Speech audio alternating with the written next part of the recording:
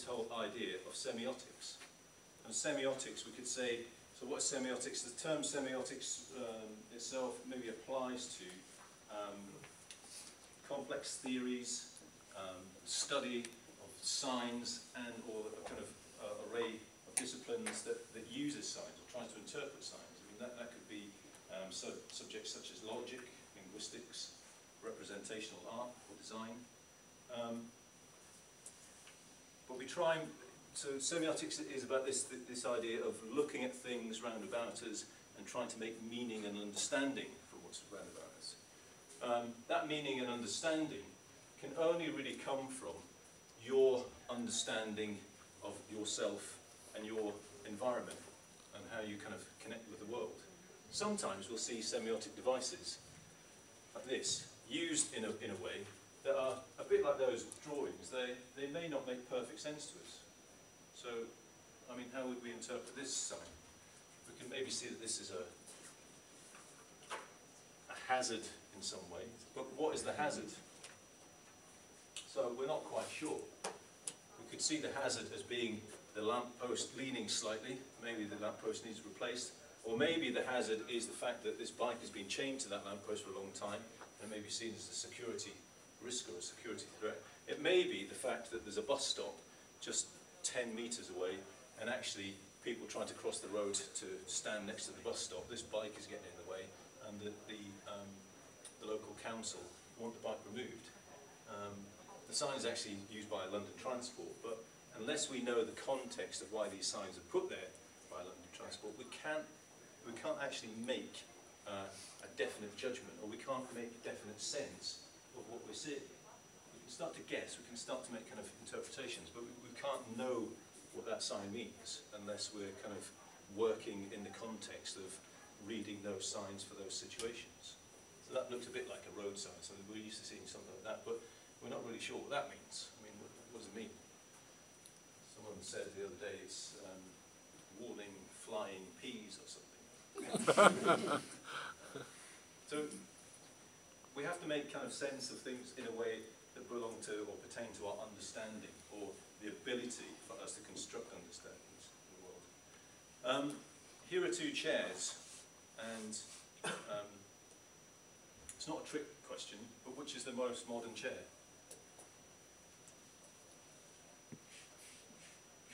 Which one would you naturally go towards as being the most modern chair without seeing this as a trick? This one? This one? So, I mean, there might be a kind of slightly inverse psychology going on there. Actually, both chairs are exactly the same date.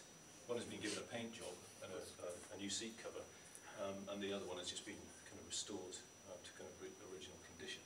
They're both Chippendale chairs from about 1776 or something like that. So, the way who painted the Chippendale? it was in an expensive London boutique. So actually, just by applying maybe a coat of paint and a new bit of fabric to something, we naturally, I think most people would tend to go towards that one as being kind of newer than this one, because this has a kind of a coating or something of maybe something that relates to fashion now. We can see it maybe as being shabby chic or something like that now, whereas this is original. But in the same line, I mean, you get perfect reproductions of these Chippendales that are made today. That would be the new chair, and that would be the old chair. So we're kind of constructing meanings from our own experience and understanding of the world. And here's a chair that's. What's your kind of reaction to this thing? How would you describe that? Does that look modern, or does it look old? Does it look futuristic? Does it look futuristic?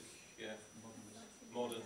It's not a very nice looking thing, is it? But it's an unusual thing, and it looks like it's kind of forward-thinking, progressive. That chair is about 100 years old, and it was designed by Walter Gropius from Bauhaus. So the chair itself is an old, in our terms, in our life terms, it's quite old to us.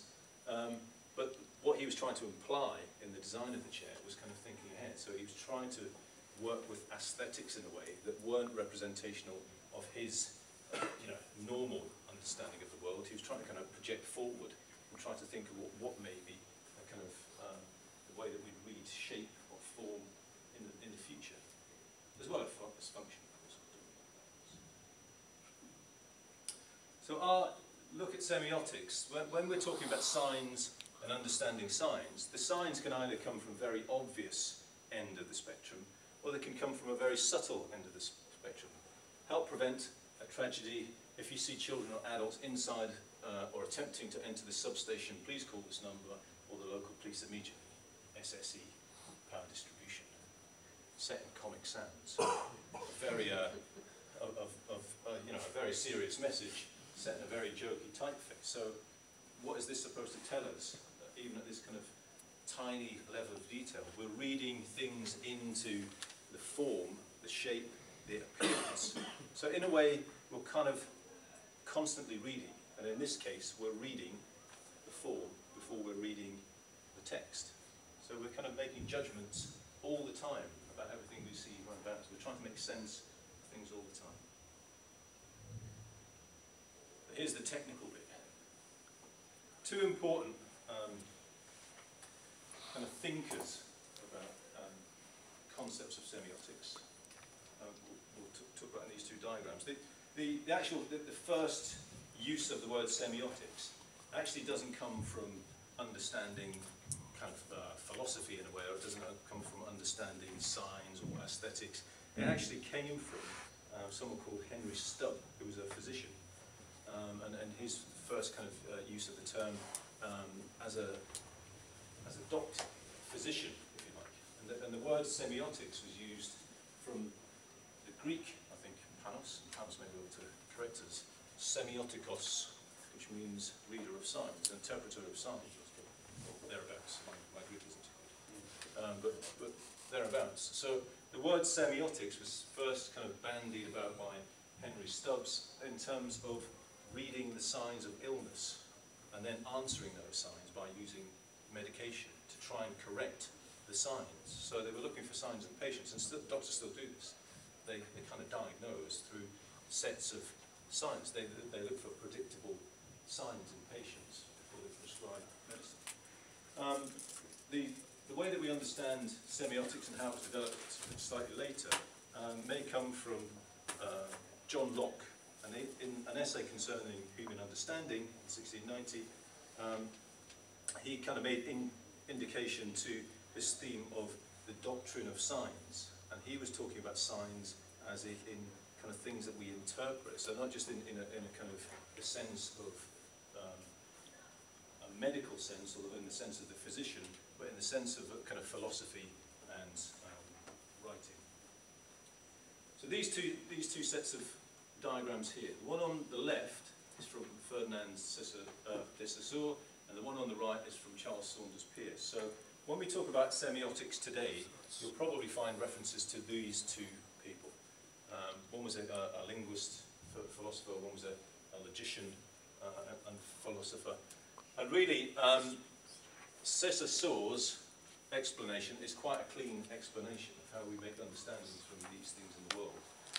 Ferdinand de Saussure said that we have signifiers. There are signifiers there in the world. So whether it's a table, a chair, whether it's a piece of writing, whatever it is, there's things that have the power to connect to this, what he calls a sign.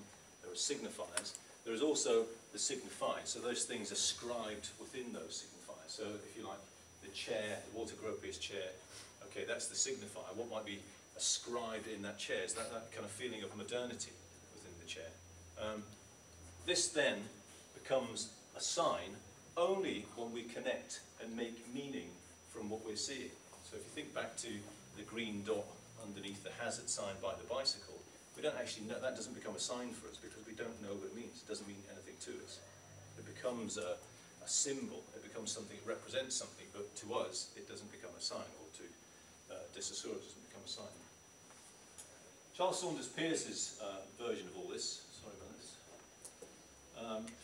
was something similar, but he focused on this idea of context as well. So he talks about the sign, the object, the interpreter. And the object being context there in the real world. So he's saying that these things exist out there in the real world. The sign becomes, a bit like Dessessor, the sign becomes something in our own minds. And in our own minds, we hold a sign that represents this thing in the real world. And this sign, this concept we have, or ability to construct concepts in our mind, is what Saunders Peirce called the interpretant. So the interpretant isn't the person. The interpretant is the concept in the mind that's making sense of that thing in the real world. An example could be, and I can't actually see them, so that's quite bad in a way. An example could be, if you look at a door and look for the little fire escape man that's running through the door, you don't actually see anyone running through that door. You may have no experience of running through that door in terms of there being a fire, but you have a concept in your mind of what you may need to do in terms of a fire to run through that door. And I won't actually go into criticising the drawing of the symbol and the sign itself, because there are all sorts of things I could say about that that are completely wrong.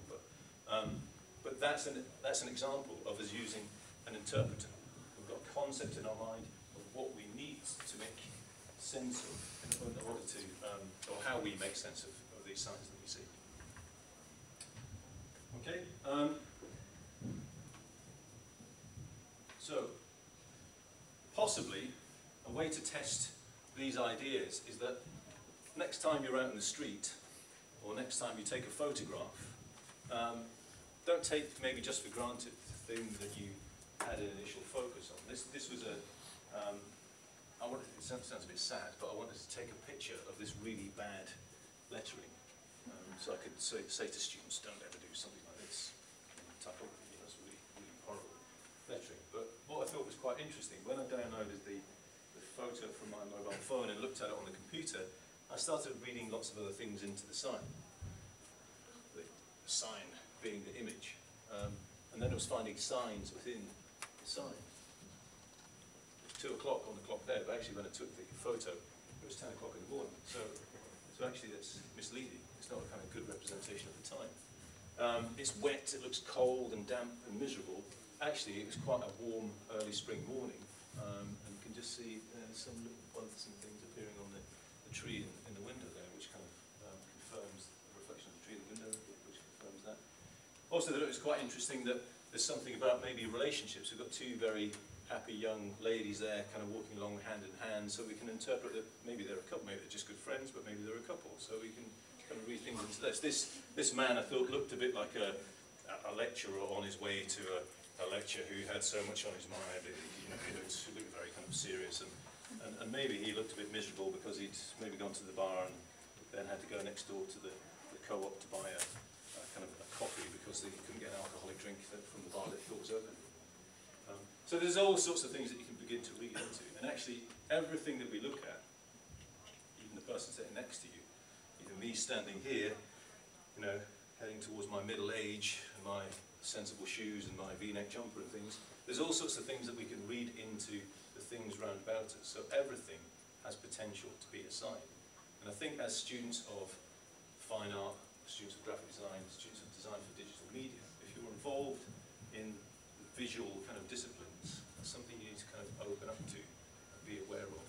So maybe actually reading something about Dessessor or reading something about Peirce is an important thing to do, to try and make sense of how you understand the world round about you in visual terms.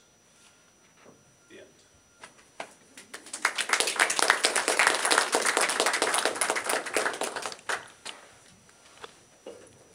Do you want questions, Mike? Yeah, if anyone likes to ask any questions, I'll take